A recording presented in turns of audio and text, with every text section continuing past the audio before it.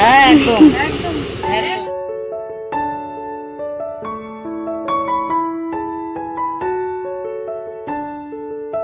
মেয়ের সাথে কেমন আছো তাই বলো। মেয়ের সাথে খুব খুশি আছি, খুব খুশিতে আছি। আমার দিদি ভিডিও করছে, মেয়ের সাথে তো আমি খুব খুশি আছি।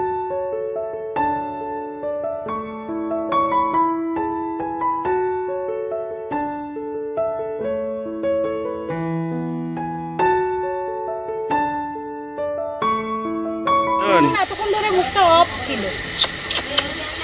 ফটো তুলো, ফটো। দাদুন এই যে স্মাইল দাদুন।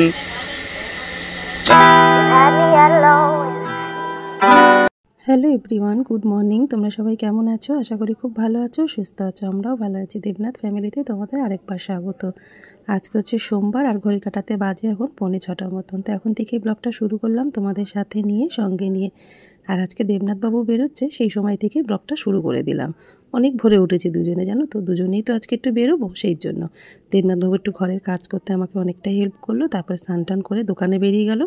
দোকানের কিছু কাজ আছে, সেগুলো তাড়াতাড়ি করে সেরে নেবে। তারপরে আমরা 9টার ট্রেনটায় মানে যাবো একটু তাল দিতে। তো তোমাদের কালকে বলেছিলাম যে নিমন্ত্রণ বাড়ি রয়েছে। নিমন্ত্রণটা হচ্ছে মানে আমার মেয়ের ননদের মানে 7 মাসের স্বাদের অনুষ্ঠান, সেই জন্য ওখানে যাব।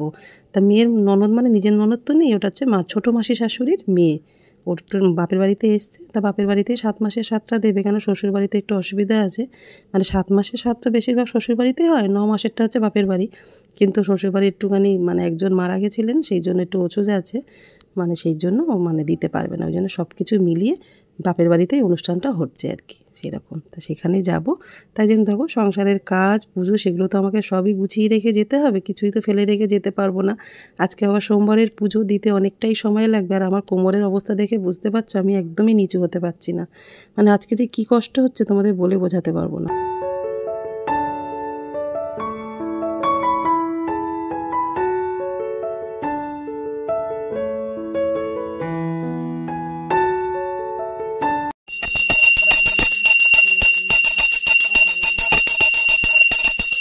অন্য দিনের তুলনায় আজকে একটু ব্যথাটা বেশিই হচ্ছে, জানো তো। ভেবেছিলাম সকালে উঠলে ব্যথাটা মনে একদমই থাকবে না আর আমি খুব ভালো করেই মনার বাড়িতে যেতে পারবো, কিন্তু না, অন্য দিনের তুলনায় আজকে বীভৎস ব্যথা হচ্ছে, জানো তো। একদম নিচু হয়ে পুজো দিতে পারছি না। সোমবারের পুজো বেশিরভাগ আমি নিচে বসে বাবাকে স্নান টান করাই, সব কিছু তোমাদের সাথে শেয়ার করি। আজকে খুব ভালো করে হয়তো পুজোটা তোমাদের সাথে শেয়ার করতে পারলাম না, সেটা তোমরা আমাকে দেখেই বুঝতে পারছো। একদমই আমি নিচু হতে পারছি না, আজকে খুব কষ্ট হচ্ছে। আগের দিন একটু কেনাকাটা করতে গেছিলাম, সেই জন্য। মানে কী বলতো, স্বাদের কেনাকাটা তো ওটা তো মানে দেবনাথবাবু খুব একটা ভালো করে করতে পারতো না, সেই জন্য। মেয়েদের শাড়ি কেনা, আলতা সিঁদুর, এইগুলো তো আর ও পারে না সেইভাবে। ওই জন্য একটু গেছিলাম, জানো তো, যে ব্যথাটা হয়তো কমে যাবে সেই ভেবেই, কিন্তু না হলো না, আরও ব্যথাটা বেড়ে গেল। মানে গাড়িতে যাওয়া আসা হয়েছে, তারপরে এডবি থেকে আর তোমার স্টেশন রোড পর্যন্ত হেঁটে গেছি, হেঁটে এসেছি। এই ব্যথাগুলো কী বলো তো, একটু রেস্টে থাকতে হয় আর একটু মানে হাঁটাচলাটা একটু কম করলেই কিন্তু ব্যথাটা কমে যায়। কিন্তু চলো, কাজ তো করতেই হবে, আর আমাকে সব কিছুই সংসার সামলে, পুজো সামলে তারপরে একটা জায়গায় যেতে হবে। তা দেখো সোমবারের পুজো আমার দাওয়া একদম হয়ে গেছে।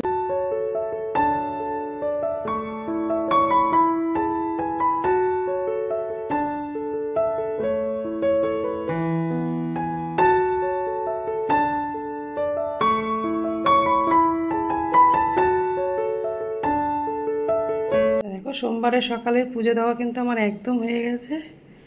দেখো ঘড়ির কাটাতে বাজে এখন 7টাও বাজেনি, এখনও 20 মিনিট বাকি আছে। এর মধ্যে পুজো দেওয়াও কিন্তু একদম হয়ে গেছে। সকালবেলাটা শুরু হয় আমাদের ঠাকুর ঘরের পুজোটা দিয়ে। সেই পুজোটা যদি ঠিকঠাক মতন করতে না পারি না, একদমই কিছু ভালো লাগে না। সারাটা দিন তো কোনো কাজই মন বসে না, জানো তো।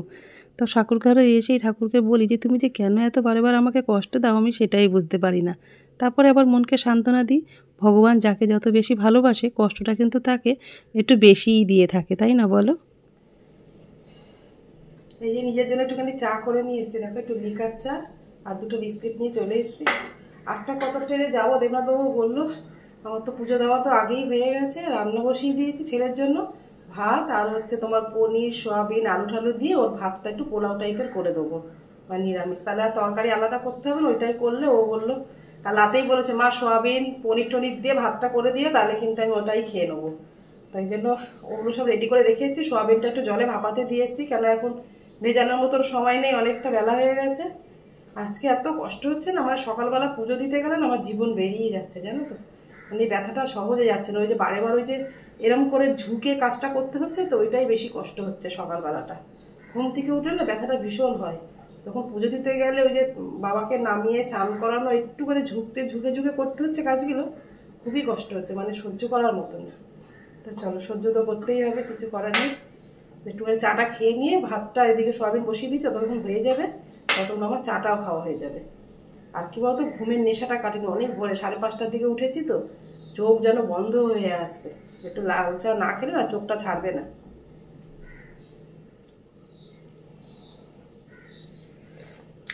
চাটা খেয়ে নিয়ে ওই ভাতটা করে নিয়ে তারপর রেডি হবো।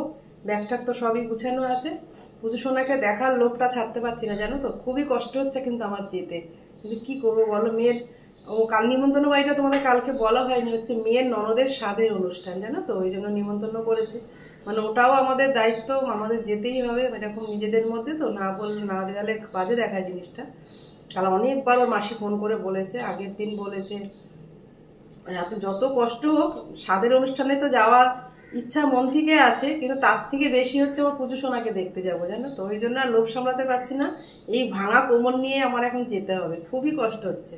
মানে যদি বাড়িতে শুয়ে বসে একটু রেস্ট করতে পারতাম তাহলে মনে একটু ভালো লাগতো। চলো চাটা খেয়ে নিই। এবার ছেলের জন্য যা যা রান্না করবো সমস্ত কিছু কিন্তু এখানে রেডি করে নিয়েছি। সোয়াবিনটা বললাম একটু জলে ভাপিয়ে নিয়ে ভালো করে চিপড়ে নিয়ে নিলাম, আর একটু পনির ছিল, আলু, সব মানে তিনটেই একদম সম পরিমাণে। সোয়াবিন, পনির আর আলু দিয়ে যে একটু পোলাও মতন করবো, তার জন্য তো একটু মশলা লাগবে দিতে। সেই মশলার মধ্যে দেখো একটু টক দই, 2খানা টমেটো আর আদা কিন্তু আমি গ্রেট করে নিয়ে নিচ্ছি। আর গুঁড়ো মশলার মধ্যে রয়েছে ধনে, হলুদ, নুন, তারপর লঙ্কার গুঁড়ো, জিরের গুঁড়ো, আর 2টো কাঁচা লঙ্কাও দিই। কড়াইটা গরম হয়ে গেছে, কড়াইয়ের মধ্যে দিয়ে দেবো সর্ষের তেল। তেলের মধ্যে দেবো 2টো তেজপাতা, সাদা জিরে 1 চামচ। এখন জিরে তেজপাতাটা ভাজা ভাজা হয়ে গেছে, এর মধ্যেই কিন্তু আমি সমস্ত কিছু একসাথেই করে নেবো। আলুটা দিয়ে দিলাম।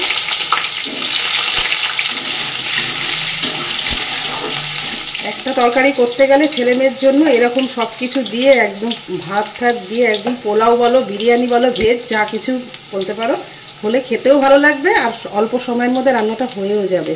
আর আজকে সোমবার আছে, এমনিতেই সব কিছু নিরামিষ, এই জন্য পনির সোয়াবিন দিয়ে একদম পোলাও বা বিরিয়ানি, ভেজ যা কিছু ছেলে যেটা মনে করে খাবে সেটাই। আলুগুলো ভাজা হয়ে গেছে, এখানে এবার পনির আর সোয়াবিন একসাথে দিয়ে দেবো।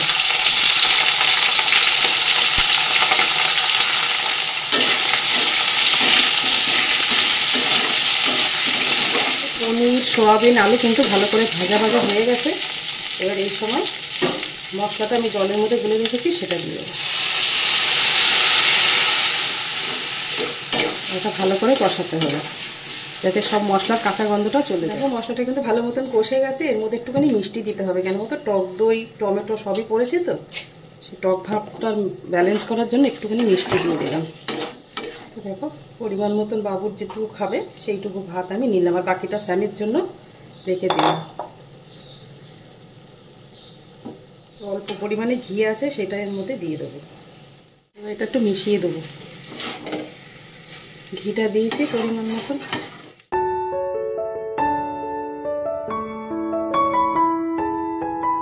ছেলের পোলাও কিন্তু একদম রেডি হয়ে গেছে। চলো এবার আমি রেডি হয়ে নি, অনেকটাই বেলা হয়ে গেছে এবার।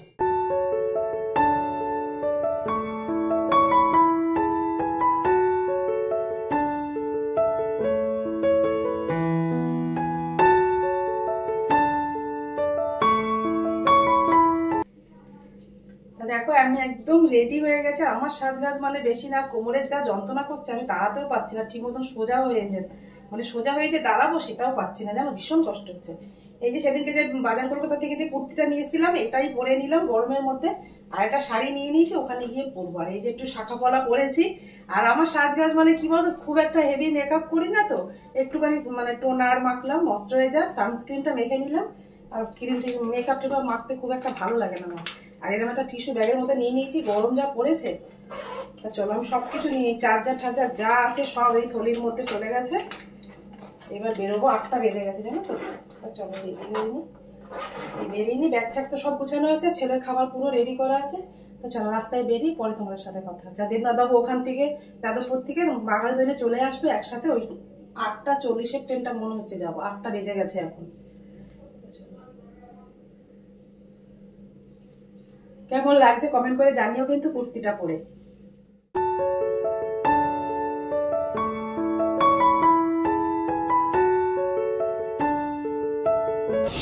কি খাচ্ছ? বাদাম আর দেখি দেখাবে তো। বাদাম খেতে সকালে খাওনি কিছু? চাও খাওনি? ঠিক আছে।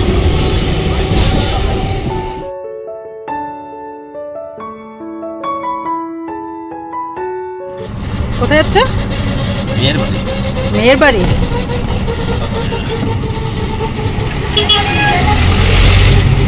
টাইট হয়ে গেল। ওই রেখে দিয়েছো তাই কি ভালো লাগছে।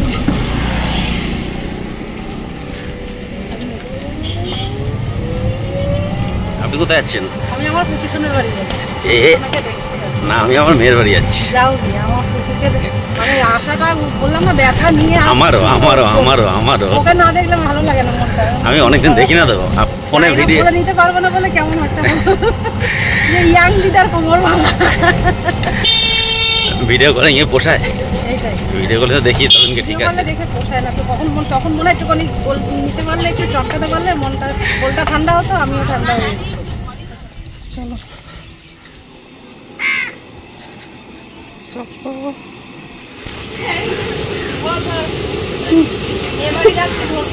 হ্যাঁ একদম মনের বাড়িতে চলে এসেছি, তোমরা তো দেখতেই পেলে। আর এই উঠোনের মধ্যেই কিন্তু খাওয়া রান্না বান্না সমস্তটা কিন্তু এখানেই আয়োজন করেছে।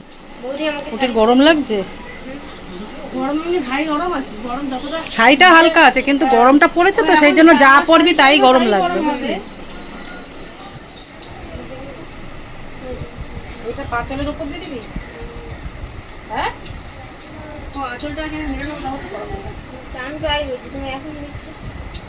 সাজগোজ চলছে, সাজগোজ। অনেক কিছু খাবি কুটি? আমার মনা ননদকে স্বাদের অনুষ্ঠানের জন্য রেডি করছে। আর দেখো ওর মা আজকে মেয়েকে স্বাদে তো কিছু দিতে হয় সোনার জিনিস, এই কানবালাটা গড়িয়ে দিয়েছে। আমাকে দেখাচ্ছিল, আমি ভাবলাম তোমাদের সাথেও শেয়ার করি। কেমন লাগলো কমেন্ট করে কিন্তু জানিও। এই কানের ডিজাইনটা আমি কিন্তু ওকে পছন্দ করে দিয়েছিলাম। আমি একবার যখন এসেছিলাম মনার বাড়িতে আমাকে দেখাচ্ছিল যে মা কানের দেবে, ডিজাইনটা একটু পছন্দ করে দাও। তো এইটাই বলেছিলাম যে কানবালাটা এরকম কর, ভালো লাগবে তোকে। তো একই রকমভাবে কিন্তু ওর মা ওকে এই কানবালাটা গড়িয়ে দিয়েছে। আমরা মেয়েরা কি পারি না বলো তো? সব কিছু আমরা করতে পারি চেষ্টা করলে। একটা পুরুষ মানুষ যে কাজ করতে পারে না সেই কাজ কিন্তু আমরা খুব সহজেই সেটা হাসি মুখে করে দিতে পারি। আমরা নারী, আমরা সবই পারি। এই কথাটা দ্বিতীয়বার মেয়ের বাড়িতে এসে রিপিট না করে আর পারলাম না, জানো তো। এই কথাটা কতটা বাস্তব আর কতটা সত্যি সেটা তোমাদের এখানে এসে যদি না বলতাম তোমরা বুঝতেই পারতে না। যার মেয়ের স্বাদের অনুষ্ঠানে এসেছি, মানে আমার মেয়ের ছোটো মাসি শাশুড়ির কথা না বলে আর পারলাম না। অনেক অল্প বয়সে স্বামীকে হারিয়েছে। আর বাচ্চা দুটো না সেই সময় অনেকটাই ছোট ছোট ছিল।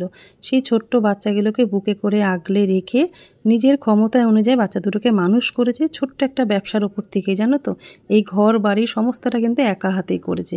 এই ছোট ছোট আবদারগুলো বাচ্চাদের কিন্তু খুব সহজেই মিটিয়ে এসছে। আর এত বড় একটা স্বাদের অনুষ্ঠান সবটাই কিন্তু একা হাতে ম্যানেজ করছে। এটা মেয়ে চাইলে কি না পারে। মেয়ের সাথে কেমন আছো তাই বলো। মেয়ের সাথে খুব খুশি আছি, খুব খুশিতে আছি। আমার দিদি ভিডিও করছে। মেয়ের সাথে তো আমি খুব খুশি আছি, বিশাল খুশি। প্রথম মেয়ের প্রথম স্বাদ তো সব মাদেরই একটু মানে খুব বিশাল খুশি খুশি। আমি সবাইকে খুব খুশি আছি। আমার এই দিনটা অনেকদিন আগে কাটিয়েছি, 2 বছর খুব আগে। খুশি আছি, খুশিতে। আমার মা ওটা কার মা? আমাদের বৌমা। ও আচ্ছা আচ্ছা। বুড়োর ও বুড়োর বউ কোনটা সেটা বলো। বউ এখন আসেনি, পরে কয়টা দিদি মেজদি। ও আচ্ছা আচ্ছা। আর এটা হচ্ছে যে মা, আর ওটা দিদি শাশুড়ি। এই দিদিকে তো চিনি, আর বেচে না তো হবে এটা না। হচ্ছে যে দিদিমা, পারদ দিদিমা। আর ওইটা মাসি, তো ওটা মাসি। আমি সবার সাথে কথা বলছিলাম সেই সময় কিন্তু আমার মনা ননদের জন্য খাবার থালাটা একদম রেডি করে ফেলেছে। কিছু সাজানো গোছানো বাকি রয়েছে, সেগুলো হলেই ব্যাস একদম রেডি হয়ে যাবে। আর সেই সময় দেখো আমার মেয়ের ননদও কিন্তু সেজে গুজে একদম রেডি হয়ে গেছে। পুচকু মায়ের পুচকু সন্তান হবে, জানো তো। সবাই তো রেডি হয়ে গেছে, এবার আমি একটু শাড়ি পরবো। স্বাদের বাড়িতে একটু শাড়ি না পরলে ভালো লাগে বলো তো। এখনও শাড়ি টাড়ি পরতে যাইনি। আমাকে বললো মনা পুচু সোনাকে স্নান করাচ্ছে, বললো মা তুমি ওর থালাটা একটু রেডি করে দাও সাজিয়ে গুছিয়ে। সেই জন্য এখানে এসেছি, আরও সবাই রয়েছে, সবাই মিলে একসাথে একটু গুছিয়ে দিচ্ছি। এখানে এসে না কোমরে ব্যথাটা এত বেশি হচ্ছে না, মানে দাঁড়াতে পারছি না, জানো তো। খুব কষ্ট হচ্ছে, মানে গাড়িতে আসা হয়েছে না সেই জন্য। আর রাস্তাগুলো তোর খুব একটা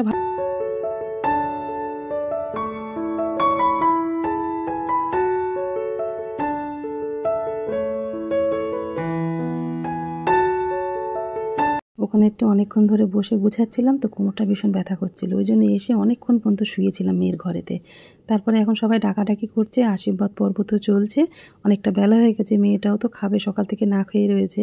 সেই জন্য তো দেখো একটা শাড়ি পরে নিলাম, নর্মাল একটা শাড়ি পরেছি, খুব গরম লাগছে জানো তো, এরকম একটা কটনের শাড়ি পরে নিয়েছি। এইবারে মেয়েটাকে গিয়ে একটু কিছু মুখে দিয়ে একটু আশীর্বাদ করে ওকে গিফটটা দিয়ে আসি। আলতা, সিঁদুর, শাড়ি সবটাই কিন্তু এখানে রয়েছে, আর রান্নাবান্না বেশিরভাগটা হয়েই গেছে। আচ্ছা গেছাও বড় হচ্ছে, দুষ্ট হচ্ছে, একটু বড় হচ্ছে, দুষ্ট হচ্ছে না? এতক্ষণ ধরে মুখটা অফ ছিল। ফটো তুলো, ফটো।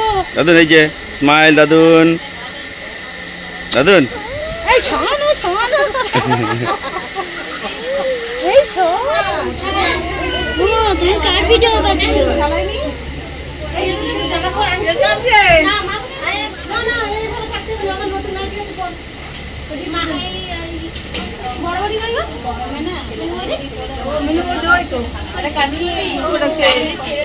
সবাই আশীর্বাদ করে ওকে খাইয়ে দিয়েছে, এবার সবার শেষে ওর মা এসে আশীর্বাদ করে মেয়েকে একটু খাইয়ে দেবে। এই সময় কিন্তু আশীর্বাদটা ভীষণ প্রয়োজন পড়ে, তাই না বলো? তোমরা আশীর্বাদ করো যেন ও খুব ভালো থাকে। জোকার দিয়েছো, কার তো জোকারের আওয়াজ পাইনি। তা আমাকে ডাকবে তো, তোমার দিদি তো পুরো পারে উলু দিতে। দিদি তোমার যে নাতি মানে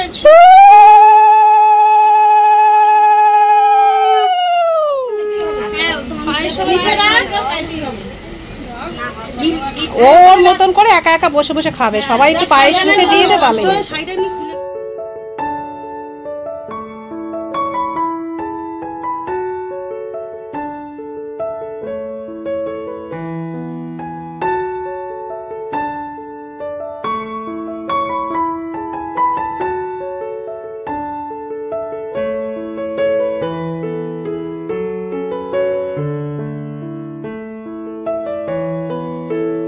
ছাবি ছাবি দাদান কয়, দাদান ওই সবালে ওই সবালে বাবালে বাবালে ধরো ধরো ধরো, কোল বালিশে টিপ মানে রেখে ডব খেয়ে এদিকে চলে আসবে, ওকে উল্টা পাল্টা খেলে এই খেলাটা। এই খিদে পেয়েছে? হ্যাঁ, সকাল দিয়ে আছে খাওয়া হয়নি। দাদা এই এই চোখটা কেমন থাক না, পাপড় খাক একটুখানি, অল্প একটু দিয়েছে, না না অল্প একটু দিয়েছে। ও দেখো এই আঙুরটা খাবে না, এইটা খাচ্ছে। অনেকদিন পরে দাদু নাতিন একসাথে হয়েছে, অনেক খেলাধুলা হলো, তারপরে এখন দেখো আমরা সবাই খেতে চলে এসেছি। প্রথম ব্যাচ খাওয়া হয়ে গেছে, আমরা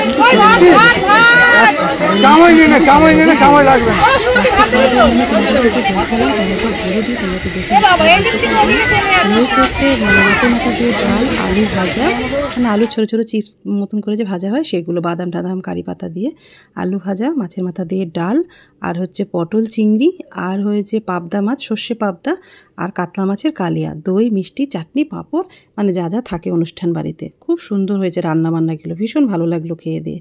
তো দুপুরবেলা খাওয়া দাওয়া তো একদম জমে গেছে, আর এই দেখো দাদু নাতিন আবার একসাথে হয়ে গেছে, এখানে এসে আলু ভাজা খাচ্ছে, দেখেছো তো? মানে দুধের মুখ না, এখন ওদের যেটা খেতে চায় সেটাই কিন্তু মুখে ভালো লাগে, তাই না? নতুন নতুন খাওয়া শিখছে, যেটা দিচ্ছে সেটাই ভালো লাগছে। তা চলো আমাদের সর্ষে পাবদা জল দেবে না বাবু? ভুল করছো তুমি, রং রাস্তায় গেলে হবে না। জল দিও না বাবু। এই পাপটা পড়ে গেছে, পাতে পাবদার পিসটা তো ভালোই করেছে। পাপটা পাপটা খাওয়া দাওয়া একদম শেষের পথে। চাটনিটা খাবো, গরমের সময় একটু চাটনি খেতে ভালো লাগে, কিন্তু জানতে পারলাম আমের চাটনি বানিয়েছে, ওই জন্য মা আর মেয়ে কেউ কিন্তু চাটনি খেলাম না, ওই জন্য আমি হাত ধুয়ে ফেলেছিলাম জানো তো। তারপরে আবার দই মিষ্টি বাকি ছিল, সেই জন্য মেয়ের থালাতেই দই মিষ্টিটা একটু খেয়ে নিলাম। তারপরে খাওয়া দাওয়ার পরে বাইরে গিয়ে একটু বিকালবেলা বসেছিলাম, সবাই কাজ করছে সেগুলো বসে বসে দেখছিলাম। তা আজকে ছোট্ট একটা ব্লগ তোমাদের সাথে শেয়ার করলাম, তোমাদের কেমন লাগলো কমেন্ট করে কিন্তু জানিও, ভালো লেগে থাকলে লাইক কমেন্ট শেয়ার করো, আর আমার চ্যানেলে নতুন হলে অবশ্যই কিন্তু তোমরা সাবস্ক্রাইব করো। নাতির পেয়ে সারা বিকাল ঘুরে বেড়াচ্ছে, ঘরে তো সারাক্ষণ টিভি নিয়ে বসে থাকে না, আজকে পেয়েছে আজকাল বাবু। ও একটুখানি হাঁটবে আর কোলের মধ্যে ঠেলে উঠবে, ওকে নিয়ে যাদবপুরে যাচ্ছি, একটুখানি হাঁটছে ঘপ করে দাদুর কোলে উঠে যাচ্ছে।